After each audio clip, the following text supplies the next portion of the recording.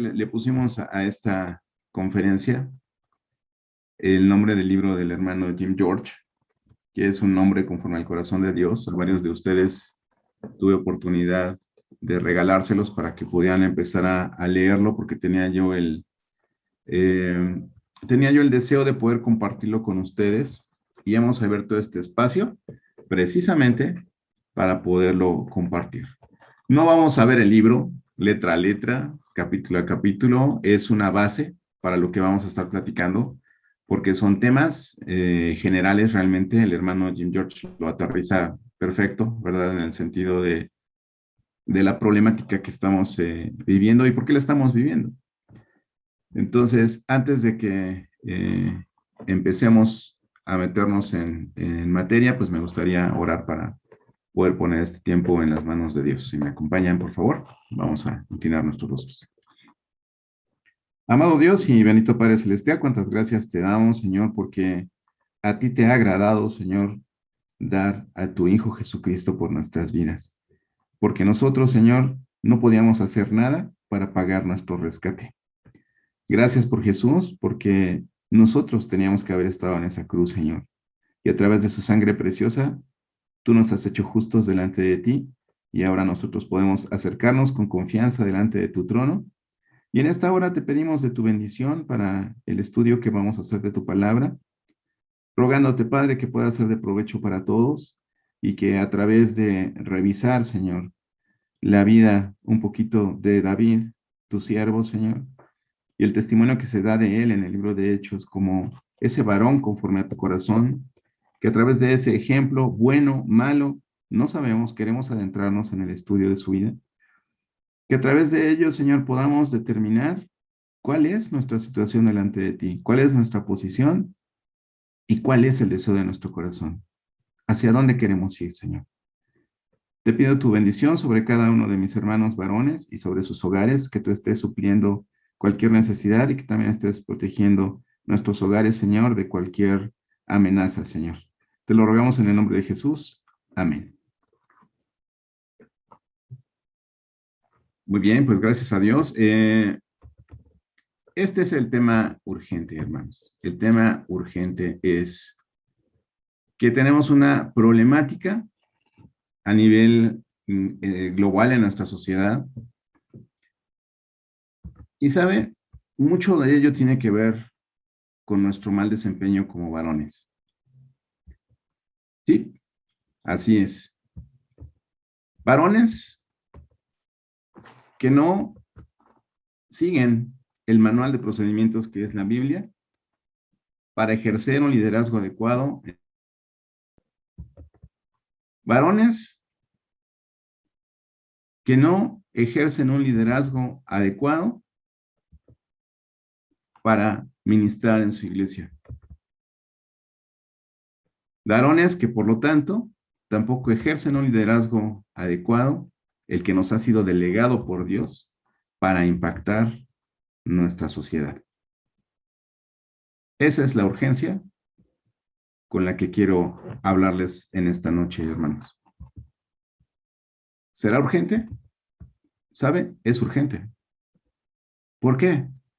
Porque después de ver en las noticias un grupo de señoritas que van a atacar un templo religioso, ¿verdad?, en Guadalajara, con martillos, con bats, con sprays en aerosol de pintura,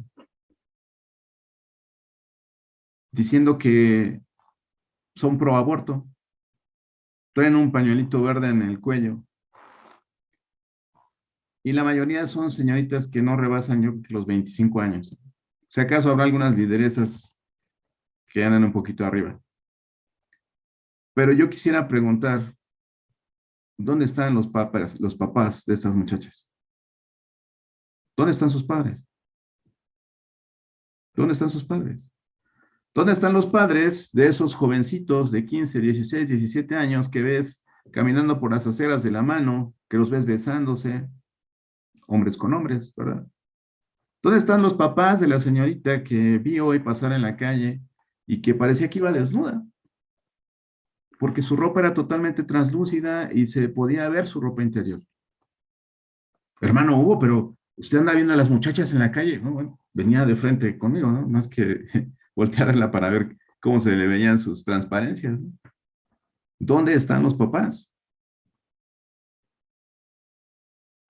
Y uno ve programas donde hay debates, ¿verdad? De incluso cristianos, uno ve debates de personas que representan asociaciones pro vida, en discusiones en la televisión, en el radio, en el internet, y uno ve a padres, a madres, defendiendo todo lo que están haciendo sus hijos. Hermanas de, una hermana, ¿verdad? De una congregación donde estuve en algún momento, ve la foto de su hijo en internet, todos creyentes, claro, una familia creyente, una familia sólida y creyente en ese entonces, y su hijo publica una foto donde está besando a otro varón y les dice, qué guapos se ven.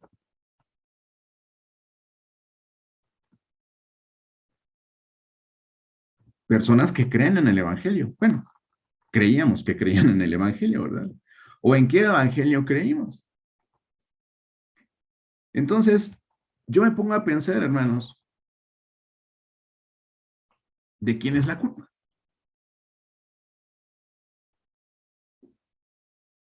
Muchos podrían decir, ¿no? Señor, ¿por qué permites que pase esto, verdad?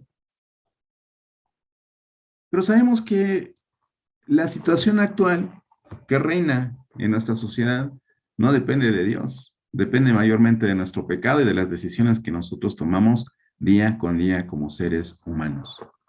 Y sabe, yo le quiero decir hoy, porque todos decimos, no, es que qué mal que el Congreso aprobó que se despenalizara el aborto. ¿Sabe? Mientras no me imponga algo el gobierno que vaya en contra de lo que dice la palabra de Dios, que el gobierno apruebe las leyes que quiera. Él le va a dar cuentas a Dios de lo que está haciendo.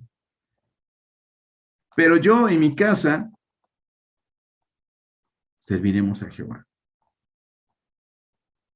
Yo le voy a enseñar a mi hijo que el aborto es un asesinato. Le voy a enseñar a mi hija, que no tengo una hija, ¿verdad? Pero si la tuviera, le enseñaría que el aborto está mal, que vestirse así está mal. Cuando los señores que defienden, ¿verdad?, estas tendencias de modas y demás, dicen, no, pues es que es lo moderno. Y esa consigna que dicen, es que no tiene que ver cómo me he visto, por favor, somos adultos y sabemos que los hombres somos totalmente visuales, nos atrae lo visual. Y si a nosotros nos detiene el Espíritu Santo, ¿verdad?, de pecar, ¿no?, y de voltear a ver a una virgen, a una chica así, ¿no? Las personas que no conocen a Cristo y se dejan llevar por sus instintos carnales, sí importa cómo te vistes, sí importa cómo hablas, todo importa. Pero, ¿quién dice que esto es importante? ¿Dónde dice que esto es importante? Hoy escuchaba una ponencia en un canal de internet donde básicamente se habla de la ciencia soportando, ¿verdad?, la fe en Dios. Y veía yo un científico inglés que exponía en una universidad, no recuerdo si es Cambridge, y era un debate acerca de la existencia de Dios, ¿saben? Y eran los creyentes contra los ateos, ¿no? Y él se levanta y da su ponencia y dice, yo no vengo aquí a comprobar que Dios existe, porque Dios existe. Yo vengo aquí a decirles por qué ustedes no quieren que exista Dios. Realmente así es.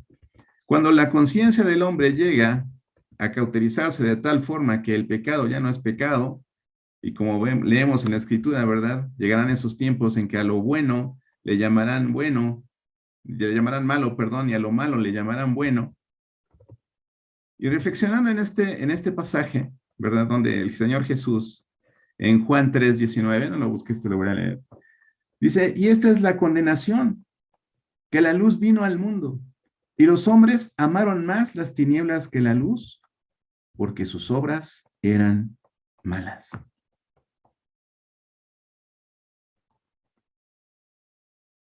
¿Por qué las personas no quieren oír de Jesús? ¿Por qué las personas no quieren creer en Dios? ¿Por qué los seres humanos no quieren aceptar que la Biblia tiene la palabra de Dios escrita allí? Porque sus obras son malas y no quieren que vengan a la luz. Ellos no quieren la justicia de Dios, porque la justicia de Dios es clara. En Romanos 6:23 dice, porque la paga del pecado es muerte. Punto. Y está escrito para los hombres que mueran una sola vez y después de eso, el juicio.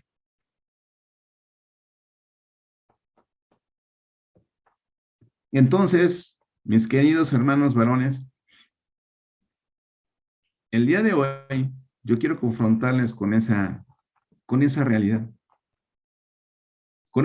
que nos hace estar en falta delante de Dios. ¿Y por qué les digo que estamos en falta delante de Dios? Hoy quizás no dijimos que iba a ser un evento tan masivo, ¿verdad? Quizás fue en la mañana cuando les avisé que podían invitar a otras personas y fue un corto tiempo para invitar a otras personas. Pero cuando yo veo en el grupo de mujeres, ¿verdad?, que invitaron personas para que asistieran al estudio que están llevando ellas, que precisamente es una mujer conforme al corazón de Dios, ¿verdad? El primer día llegaron más de 50 personas. Bueno, había más de 50 pantallas.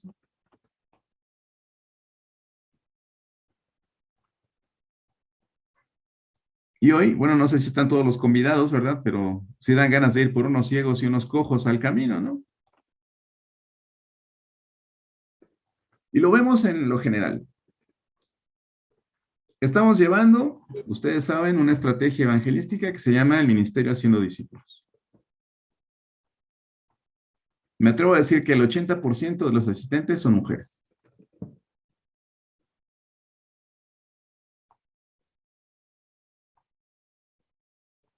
¿Los hombres no necesitamos salvación?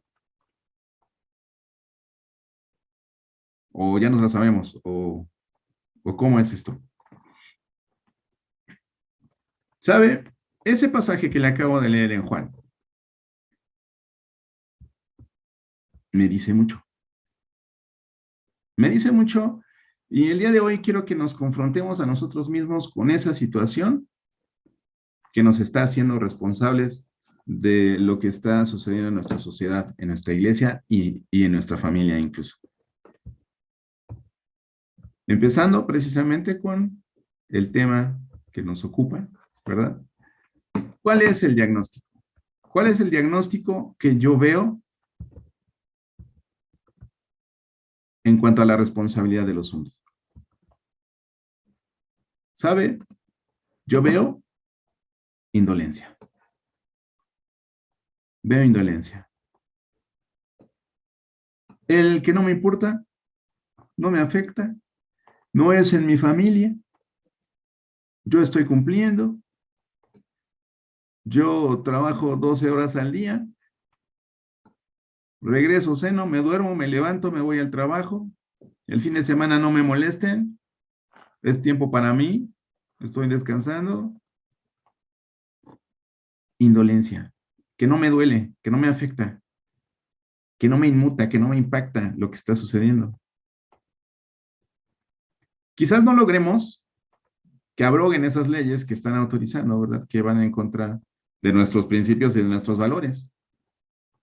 Pero ¿qué tal si empezamos por hacer que los valores bíblicos, la moral bíblica, impacten nuestra familia para que podamos impactar a otras familias, para que nuestros hijos impacten compañeros de escuela, para que nuestras esposas impacten a sus amigas y para que nosotros nos levantemos del sillón, dejemos de ver deportes, dejemos de ver noticias, dejemos de ver series y nos pongamos a hacer lo que Dios quiere que hagamos. ¿Qué más veo? Veo pereza. Veo pereza. Cuando decimos, ¿sabes qué? La escuela dominical ya no va a empezar a las 10, va a empezar ahora a las 8 de la mañana. O sea que tenemos que levantarnos a las 7 de la mañana o antes. ¿Sabe? Mi esposa se levanta a las 5 de la mañana para irse a su trabajo. Y yo creo que muchos de ustedes, muchos de nosotros, nos levantamos antes de eso para ir al trabajo. Y de eso se trata este estudio que vamos a tener, mis queridos hermanos, de priorizar. ¿Qué es más importante? ¿A qué le estamos dando mayor importancia? Y no es que no sea importante trabajar, no es que no sea importante ir a la iglesia, no es que no sea importante ir a la escuela, ¿estás llevando un equilibrio en tu vida con lo que le corresponde a Dios? ¿Sabes qué encuentro también, hermano? Encuentro una baja autoestima en algunos de nosotros. Creemos que no lo vamos a lograr. Creemos que no lo podemos hacer. Es que yo nunca le he hablado a una persona de Cristo. Es que en mis 40 años que tengo en el Evangelio, no he entendido cómo compartirlo. Y sabe, muchas veces le echamos la culpa a los pastores o a las iglesias donde hemos estado. Ya me tocó que una hermana en algún momento dijera, no, es que nadie nos ha enseñado a orar. Después de que tiene, no sé, 30 años en el Evangelio, ¿no? Digo, en algún momento debió escuchar alguna predicación o algún discipulado acerca de ello. Entonces, hay pereza, hay indolencia, hay autoestima baja.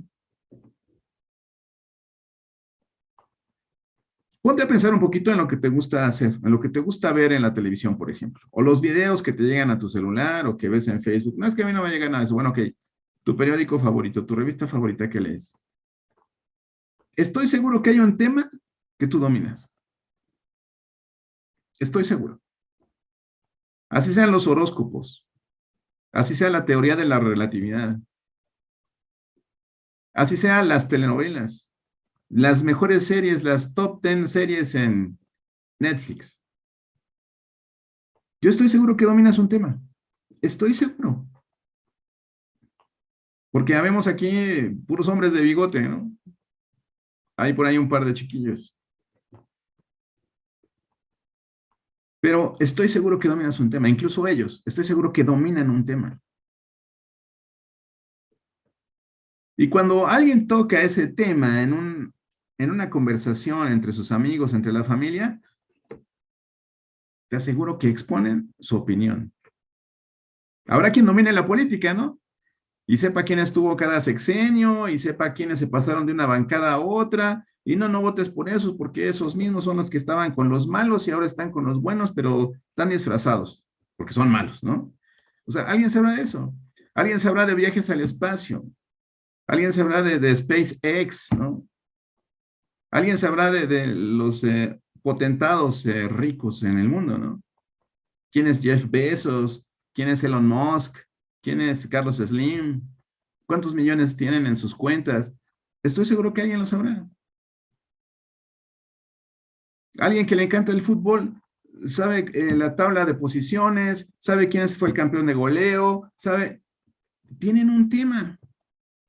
¿Y sabes por qué dominan ese tema? Es muy simple, porque te gusta. Porque te gusta. Porque te gusta hablar de ese tema. ¿Sabes qué más hay en este diagnóstico de por qué no estamos cumpliendo, hermano? Y es la parte complicada, ¿no? Es la parte complicada y es el pecado. Es el pecado. Porque todos estos, la indolencia, la pereza, la baja autoestima, son resultado del pecado. ¿Y por qué la baja autoestima si yo no valgo nada? Precisamente, ¿sabes? Tú vales la sangre de Cristo. Cuando alguien me dice es que nadie me ama, nadie me quiere, perdón, Dios murió por ti. Quizás a ningún otro ser humano le importas, pero a Dios le importas. Entonces, la mejor píldora contra la autoestima baja es que sepas que Jesús murió por ti. Nada vale más que la vida de Dios en el limitado universo que vemos. Eso es lo que tú vales. Entonces no puedes decir, es que yo no puedo, es que yo nunca lo he hecho, es que tengo miedo, es que, ¿qué me va a pasar? ¿Me voy a evaporar? No. ¿Por compartir el evangelio? No. ¿Ok? Entonces, el pecado, hermanos. El pecado, desafortunadamente, es una situación que nos viene a limitar, nos viene a arrinconar, nos viene a neutralizar. David Platt, que es un misionero, ¿verdad? Que estuvo ahí, escribe un libro que se llama Radical, se los recomiendo que lo lean. Radical, un libro naranjita y con negro. Él platicaba, ¿no? Que iban a mandar unos chicos a las misiones, él está en ese rollo de los misioneros, y dice, y teníamos pues, 50 candidatos, ¿no? Pero de esos 50 candidatos, quizás hierro en el número, pero es la anécdota, ¿no? De esos 50 candidatos, ¿sabes cuántos eran hombres? Tres. Tres. Y entonces él se dedicó a entrevistar a cada persona y decía, oye, ¿estás seguro que te quieres ir allá? Iban a África, según entiendo. Y al confrontar a las personas de las iglesias, ¿verdad? Que estaban involucrados en este proyecto misionero, ¿sabes qué encontró David Platt? Encontró pecado en la vida de los demás varones que no se anotaron para ir. Y desgraciadamente, ¿sabes qué tipo de pecado? Pecados de inmoralidad sexual. Varones en pornografía, varones en masturbación, varones con relaciones extramaritales, chicos con relaciones fuera del matrimonio, ¿no? Con noviazgos aquí, noviazgos allá. Y tú dices, bueno, es que son adultos, es su culpa. Yo les vuelvo a preguntar, ¿dónde están los padres de esos jóvenes? ¿Qué evangelio estamos viviendo en nuestras casas? ¿Qué evangelio estamos viviendo en nuestras iglesias? Tengo otro caso, ¿verdad? Otro caso en donde un hermano de los fundadores de los navegantes, bueno, son una línea de literatura cristiana vieja, ¿verdad? No, no pasada de moda, solo dije vieja, tiene algunos años circulando. Y él, el autor, ¿verdad? De este fundador, uno de los fundadores que tiene varios títulos también escritos, no recuerdo el nombre ahorita, pero él también estaba a cargo ahí de una chamacada de personas que se iban a ir de misioneros, ¿no? Y a través de una serie de preguntas que les hizo, llegó a una conclusión terrible. O sea, tenía una serie de preguntas, ¿no? 4 o 5 preguntas, ¿no? La primera, pues, es, ¿eres algo? No, sí, sí. Ok. ¿Qué tanto horas? No, pues, poquito, mucho, más o menos. Okay. ¿Cuánto lees tu Biblia? No, pues es que, como acabo de salir del instituto y del seminario, pues usted sabe las materias y los maestros y las tareas y la investigación, pues casi no he leído mi Biblia mucho, así como en el devocional que nos enseñaban en la antigüedad, pues no. Llegó a una triste conclusión, porque los tuvo que confrontar a esto. Si tú no has sido capaz de tener una comunión constante con Dios en tu vida personal, ¿qué te hace pensar que vas a ir a predicar el evangelio a una persona, a otra persona o a otras personas en otra parte del mundo y les vas a tratar de contagiar tu espiritualidad?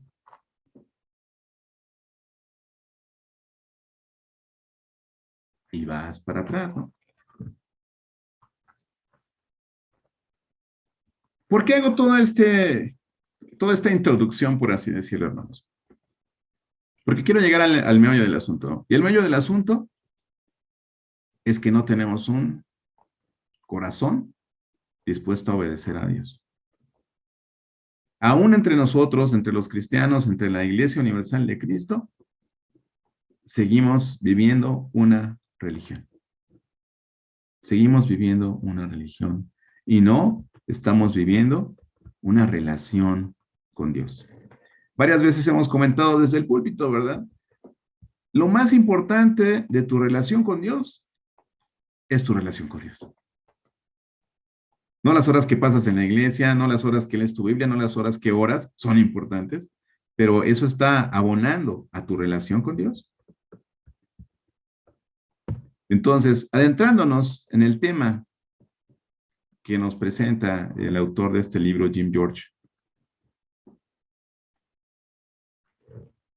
nos habla acerca de cuál es el enfoque de Dios cuando Él busca a un hombre para cumplir su propósito. Y en las escrituras, con frecuencia dice, se presenta a Dios buscando un hombre de cierto tipo. No hombres, mucho ojo, no hombres, no un grupo de hombres, no la banda, no la pandilla, no el trío, un hombre. ¿Sí? Un individuo. Y hay un dicho en el libro, ¿verdad? Que lo escribe J. Oswald Sanders, que dice, cuando Dios descubre a un hombre que se ajusta a sus requisitos espirituales, que está dispuesto a pagar el precio total del discipulado, lo usa hasta el límite, a pesar de sus evidentes deficiencias. Todos nosotros estamos llenos de deficiencias, hermanos. Todos nosotros estamos llenos de pecado. Todos nosotros estamos llenos de pasado.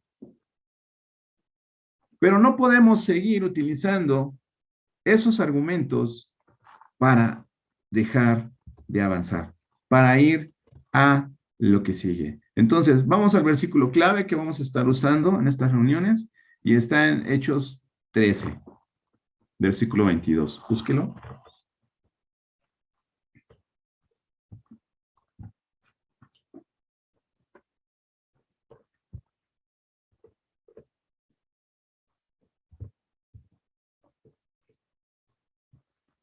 Aquí en esta disertación, ¿verdad? De Pablo y Bernabé, narrando la historia, ¿verdad? Del pueblo de Israel.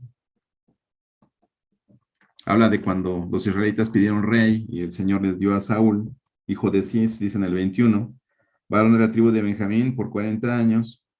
Y dice, quitado este, les levantó por rey a David, de quien dio testimonio diciendo, he hallado a David, hijo de Isaí, varón conforme a mi corazón, quien hará todo lo que yo quiero. ¿Dice ahí que era rubio de ojos azules? No. ¿Dice que era alto, que pesaba 120 kilos? No. ¿Que era un gran guerrero? No. Dice un varón conforme a mi corazón. ¿Quién hará? Dice, todo lo que yo quiero. Y esto nos remite a todos los pasajes que conocemos donde dice que Dios no se agrada de los sacrificios, sino que lo que Dios quiere es obediencia de nosotros. Y volvemos a nuestro pacto inicial con Cristo, donde Él nos ofrece perdón de pecados, vida eterna, y nosotros tenemos que corresponder con fe y obediencia. Fe y obediencia es lo que demanda Dios de nosotros. No perfección. Y si usted recuerda un poquito la vida de David, va a decir, pero ¿cómo David puede tener ese título, no? Un varón conforme al corazón de Dios.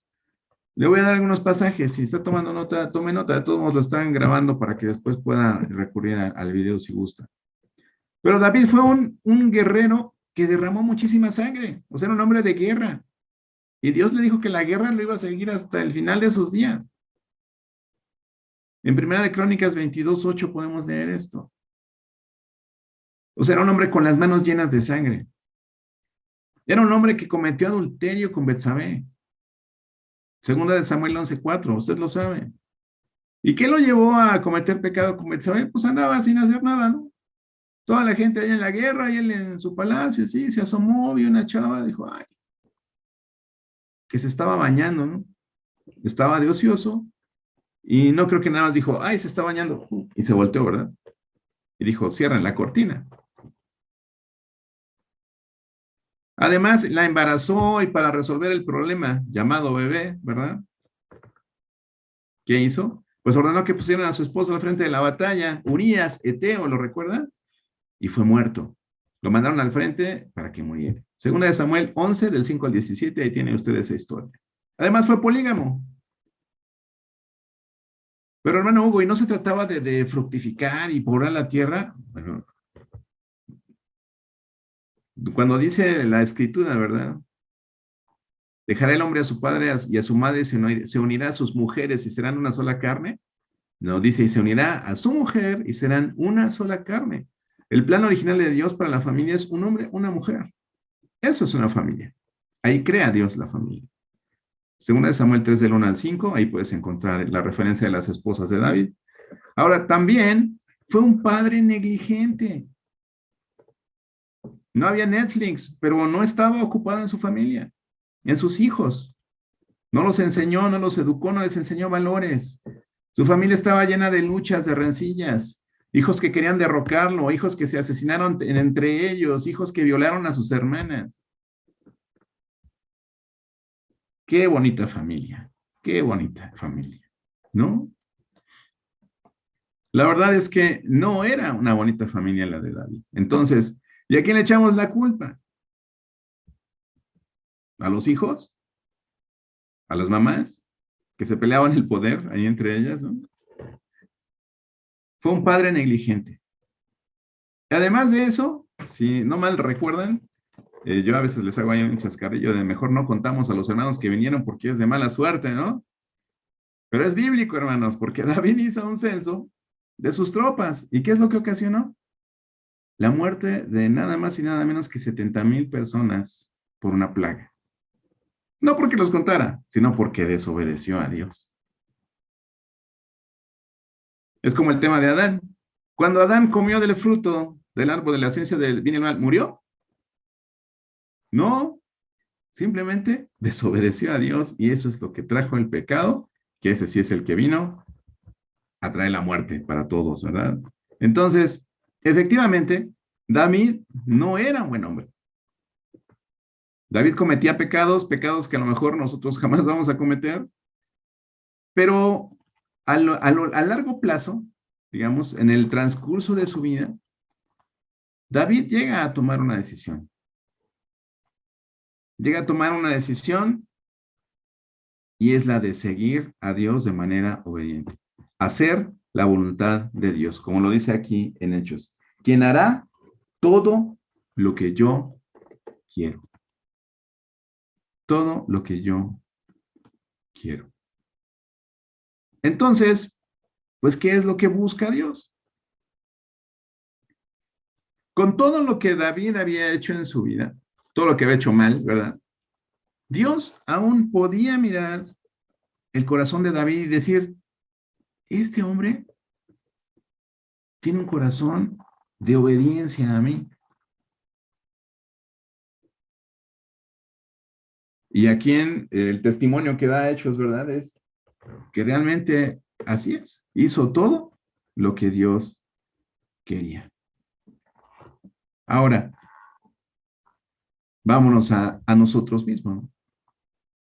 En nuestra experiencia, en nuestra vida. Todos traemos marcas del pecado en nuestras vidas. Todos traemos cicatrices de pecado en nuestras vidas. Algunos hasta el día de hoy estamos viviendo las consecuencias de nuestros pecados. Porque Dios promete, ¿verdad?, perdonar nuestros pecados y limpiarnos de toda maldad. Primera de Juan 1:9. Pero eso no dice que va a eliminar las consecuencias de nuestros pecados. ¿Por qué? Porque los pecados se cometieron. O sea, no porque David haya sido perdonado, ya no iba a nacer el hijo de Betsabé. Nació y murió, ¿verdad? Pero las consecuencias del pecado siempre van a estar presentes. Entonces, la gran pregunta es, ¿cómo ve hoy día el Señor tu corazón? Independientemente de que tú desobedeciste, que pecaste, que mataste, todo lo que hiciste en tu vida, ¿cómo está tu corazón con respecto a Dios? ¿Está tu corazón dispuesto a hacer todo lo que Dios quiere? ¿Estás dispuesto? Puede ser que esto sea poco realista, te puede sonar poco realista, ¿no? ¿Por qué? Porque todos tenemos esa tendencia, ¿no? De dar un paso para adelante y de dar dos para atrás. ¿Por qué? Porque no hemos decidido de corazón hacer la voluntad de Dios, mis queridos hermanos. Usted puede decir, no, es que ser un discípulo de Cristo es algo tremendo, eso está restringido, limitado exclusivamente para aquellos que tienen el llamado a ser pastores, evangelistas, misioneros, esos son los que sí pueden ser hombres con el corazón de acuerdo al corazón de Dios, ¿verdad? Hombres de acuerdo al corazón de Dios. Pero el llamado que hace Jesús en Lucas 9:23 es para todos, dice, y decía a todos, el que quiera venir en pos de mí, néguese a sí mismo, tome su cruz y sígame. Ese es el llamado que hace Jesús para todos. Y tú ves que es una meta muy elevada, pero ¿por qué? ¿Por qué ves que es una meta muy elevada? Lo leímos en Juan. Los hombres amaron más las tinieblas que la luz, porque sus obras eran malas. Por eso hay ateos, hermanos. No quieren que Dios exista porque no quieren la justicia de Dios.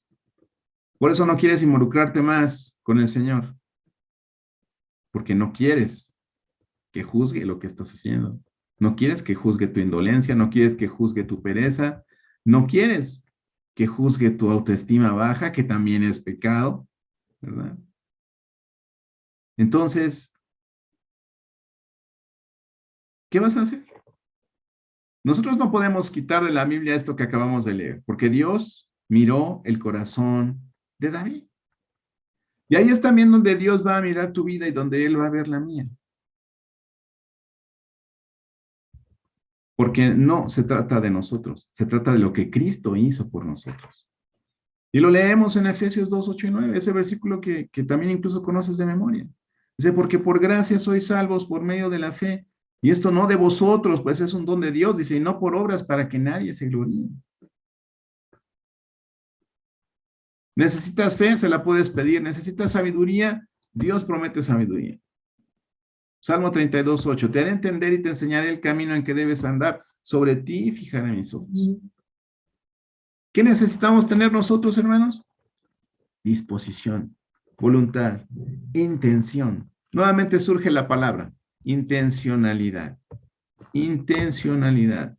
Que nosotros realmente seamos intencionales en buscar el rostro de Dios cada día y asumir nuestra responsabilidad, nuestro rol como varones en nuestra familia, en nuestra sociedad, en nuestro trabajo, en nuestra escuela y en nuestra iglesia.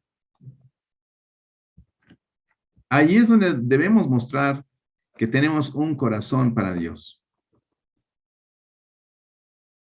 Entonces, la primera pregunta que se impone después de decirte, ¿realmente quieres seguir a Dios? ¿Tienes ese corazón para hacer todo lo que Dios demande de ti? Porque somos muy selectivos. Incluso yo les he comentado, ¿verdad? Quieren que arranque esta página de mi Biblia y así ya no la vuelvo a predicar, ¿no? Sería fácil, ¿no?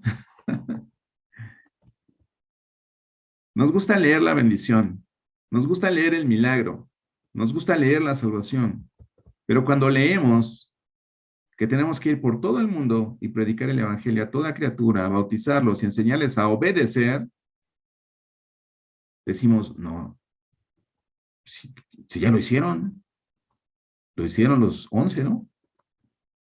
Y luego los 70, y luego los 120, ¿no? Ya, el equipo estaba completo, así como el canon, hermano Hugo, también los discípulos estaban completos, y aquí estamos, somos producto de su predicación.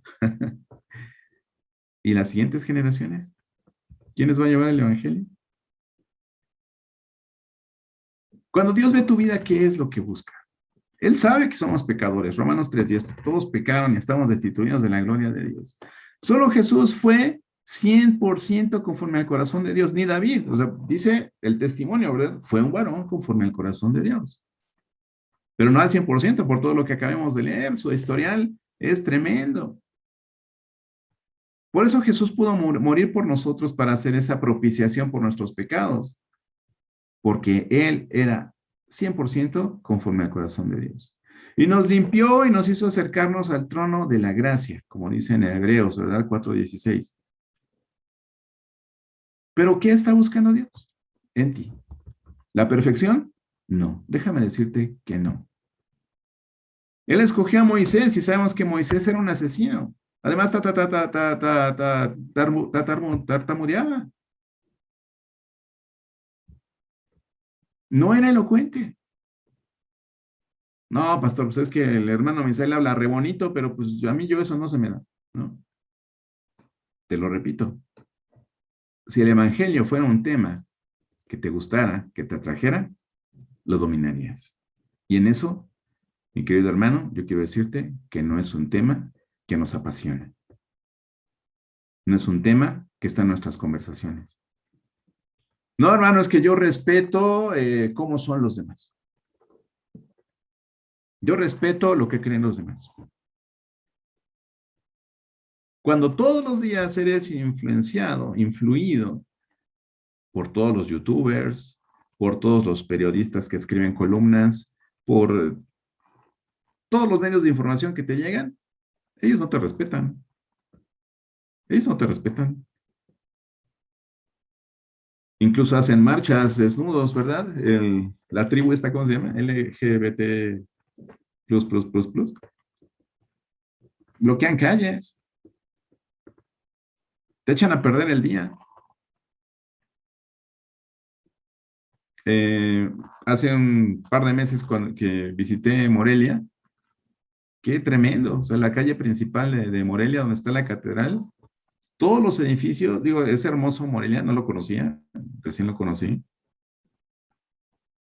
Todo así de cantera rosa, ¿no? Todos los edificios así hermosos, con pintas del aborto y que del feminismo y que no sé qué, ¿no? Eso es respetarte, respetar tus ideas. No, no te respetan. Tu compañero del trabajo, tu cliente, tu amigo que cree en la Santa Muerte, llega y te dice, mira, aquí está mi muertecita, ¿no? Y te aseguro que reza fervientemente todos los días la oración de la Santa Muerte. Y a nosotros nos cuesta trabajo dar un folleto, invitarlos a una predicación, invitarlos a un estudio bíblico. Discúlpame, hermano, hoy, de verdad, esa es la finalidad. Que te ubiques en lo que no estamos haciendo como varones. Necesitamos imponer nuestra fuerza, nuestro poder, ese poder que nos da el Espíritu Santo para liderar nuestra casa, para liderar a nuestros hijos, para liderar en nuestra iglesia y para liderar en nuestra sociedad. Ay, hermano, ya se puso muy grillo y se puso muy idealista. No, la verdad es que somos llamados a ello. Pero ¿de qué depende? De que nosotros podamos entender claramente lo que significa ser un cristiano salvo. Porque hay muchos cristianos de pescadito, ¿no? Pescadito en la camioneta, pescadito en la Biblia, pescadito en su computadora, ¿no? Pescadito en la placa del carro.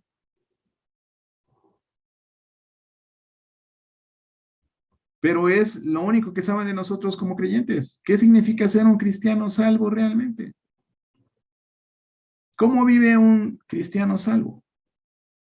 Cristianos, hay muchos, pero cristianos salvos, no tantos, porque muchos somos cristianos nominales nada más.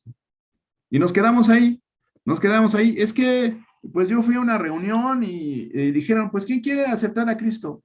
Y yo levanté mi mano y, entonces yo ya soy cristiano. Y vendían unas calcomanías así de pescadito, yo soy el alfa y el omega, y algo que me dijeron que era el isoye, no sé qué, y ya me lo compré. ¿Entonces ya eres cristiano? Sí, ¿no? Y está con su cigarro en el bar, y dice, no, yo ya soy creyente, ¿no?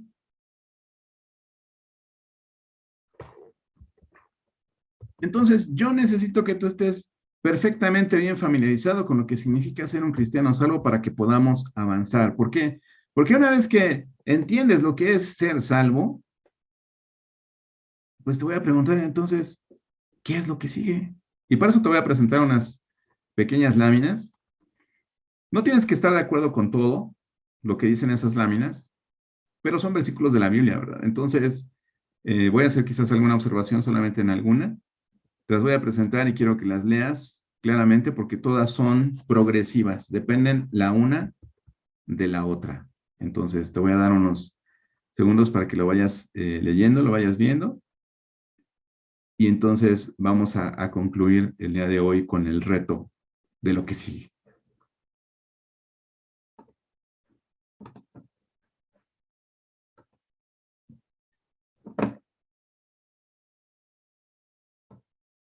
En primer lugar, ¿qué es el Evangelio?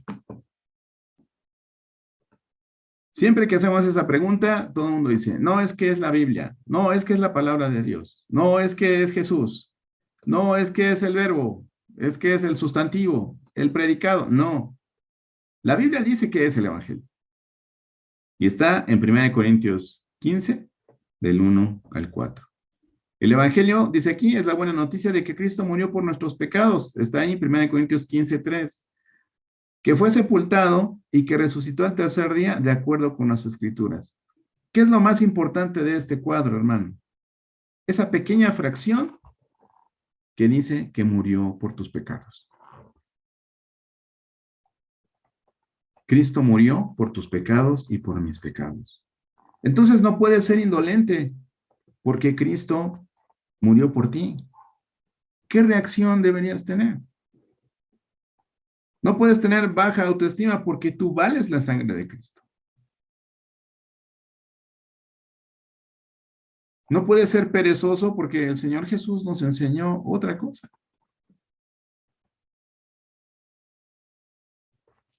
No había nadie más trabajador que el Señor Jesús caminando de aquí para allá todo el tiempo haciendo su obra. Esto es el Evangelio.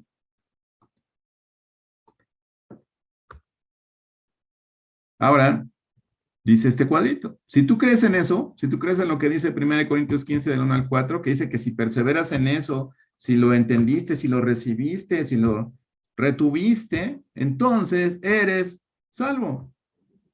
Si tú crees en el Evangelio, lo retienes y perseveras en él, no es que ya levanté la mano y ya, pastor, pero si hemos estado diciendo que somos salvos no por obras. Yo sé, te dije Efesios 2, 8 y 9, pero siempre lee el 10. No somos salvos por obras, pero somos salvos para buenas obras. Entonces, continuamos.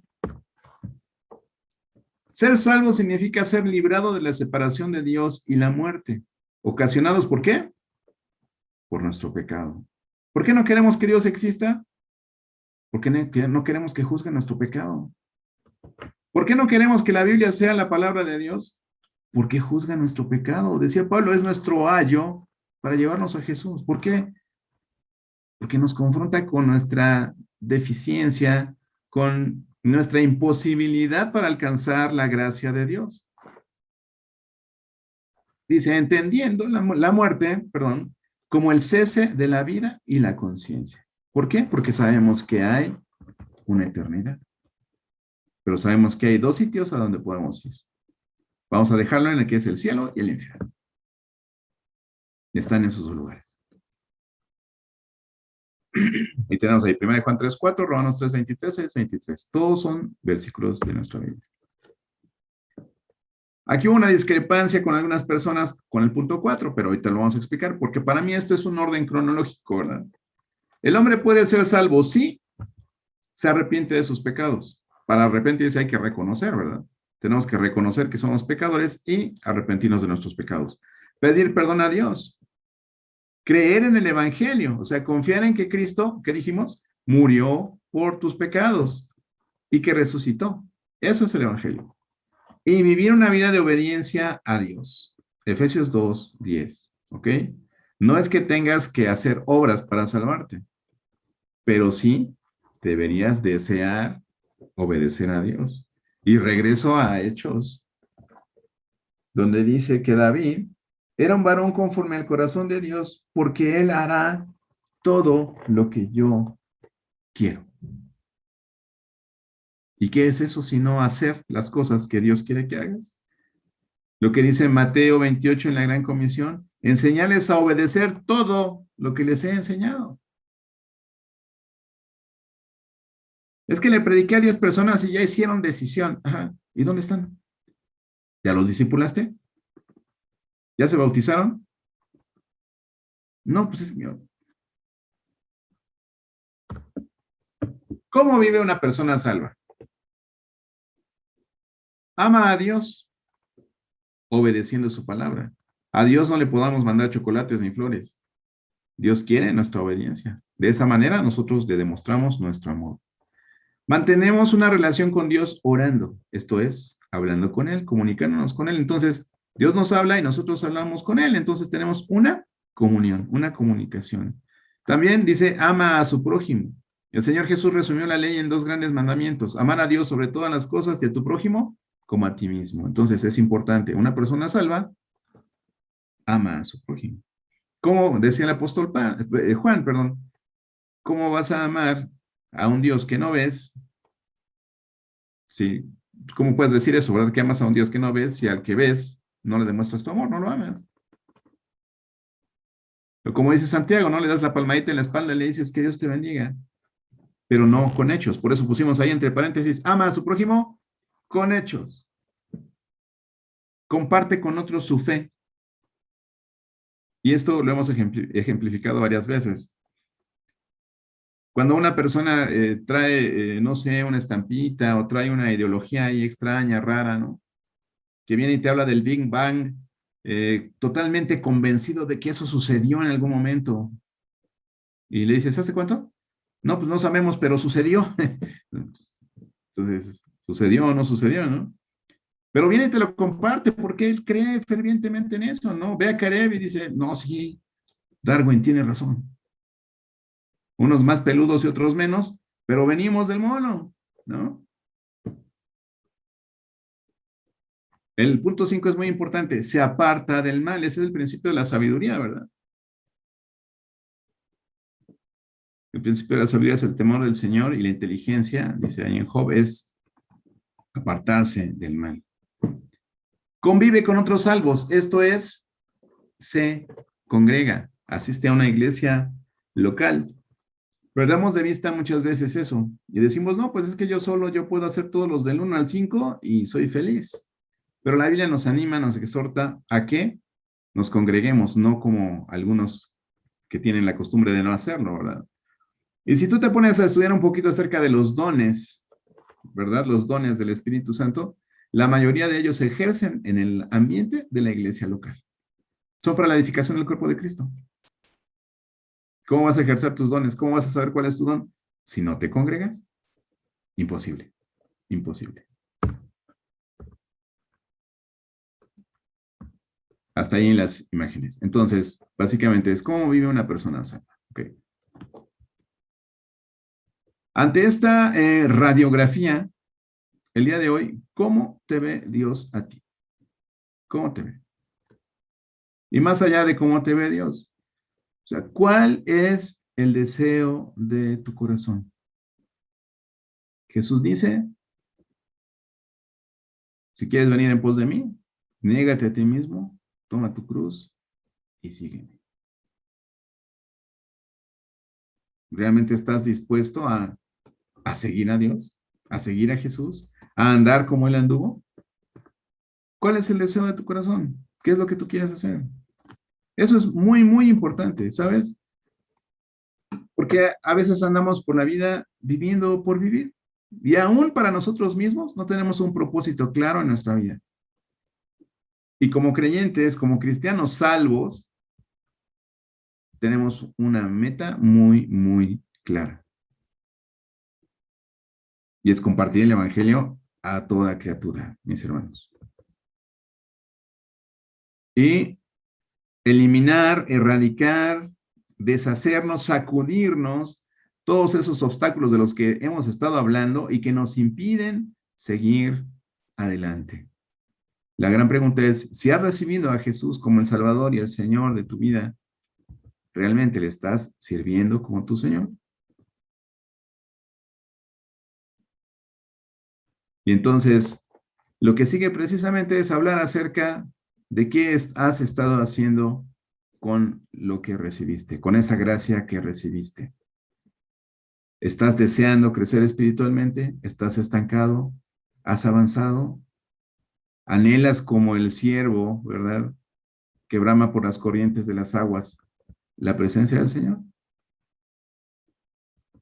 ¿Deseas la leche espiritual, la carne espiritual? ¿Entiendes que hay un mandamiento, verdad, que dice que tienes que crecer espiritualmente, que tienes que madurar para poder ser útil a la obra de Dios?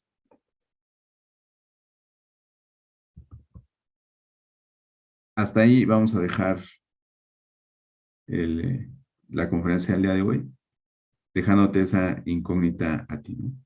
¿Cuál es tu deseo en la vida? ¿Es tu deseo hacer la voluntad de Dios o sigues cumpliendo tus propios deseos? ¿Estás dispuesto a pagar el costo del verdadero discipulado que nos plantea Jesús? Que es perderlo todo por Él, incluso la vida. ¿Encontrará Dios en ti a un varón conforme a su corazón que esté dispuesto a hacer todo lo que Dios quiere? Te dejo esas preguntas y si Dios quiere, vamos a repetir esto en 15 días, en 2 semanas más, para avanzar con el tema. Dios les bendiga. Misa, ¿puedes orar para terminar? No sé si tienes otro himno o algo que decir. No, no vamos a orar. Tengo un patrocinador que quiero mostrarles un video para mostrar, sin romper el orden ni nada. Me van a disculpar porque el patrocinador quiere hacerlo, pero vamos a orar y ahorita les pongo este video y a una cosa más para ya cerrar este momento de reflexión. Señor, te damos tantas gracias porque podemos escuchar lo que significa volver a ser hombres. No hemos sido esos hombres que dice tu palabra ni que dice tu evangelio y que los resultados están claros ahí en el periódico, ahí en los resultados de esta sociedad. Algo está pasando y queremos ser el punto de inflexión. No queremos solo quedarnos de brazos cruzados y ver que todo se echa a perder, tal vez no en nuestra familia ni con nosotros, pero podemos hacer algo más por los demás. Y este es el reto. ¿Cuál es el deseo de mi corazón? De veras, ¿qué es lo que yo quiero? Y sobre ello, tomar decisiones y tomar lo que tú nos recomiendas en tu palabra y que hoy pudimos ver de una forma general. Permítenos, si es tu voluntad, volvernos a ver dentro de 15 días y tener esta continuidad y no dejarlo solamente ahí en una reflexión y que no pase nada, sino que podamos hacernos cada vez más conscientes y que podamos tomar el reto de poder lograr lo que se planeó para nuestras vidas. Te lo pedimos en el nombre de tu Hijo Jesucristo. Amén.